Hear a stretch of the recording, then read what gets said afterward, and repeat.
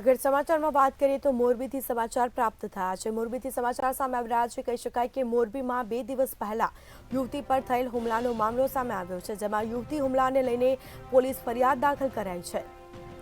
તો હુમલા પાછળનું કારણ પ્રેમ પ્રકરણ હોવાનું સામે આવ્યું છે, જેમાં ભાવનગરના વિજય બારૈયાએ હુમલો કર્યો હતો। બાપા સીતારામ ચોક નજીક હુમલો કરવામાં આવ્યો હતો।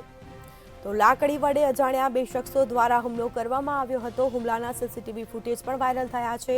તો બીજી તરફ પ્રેમીનો મોબાઈલ નંબર બ્લેકલિસ્ટમાં મૂક્યો હતો અને પ્રેમીએ ખાર રાખીને યુવતી પર હુમલો કર્યો હતો। મહત્વપૂર્ણ સમાચાર પ્રાપ્ત થયા છે મોરબીથી। 2 દિવસ પહેલા યુવતી પર થયેલા હુમલા મામલે હાલ યુવતીએ હુમલાને લઈને પોલીસ ફરિયાદ નોંધાવી છે। તો હુમલા પાછળનું કારણ પ્રેમ પ્રકરણ હોવાનું છે તે સામે આવ્યું છે।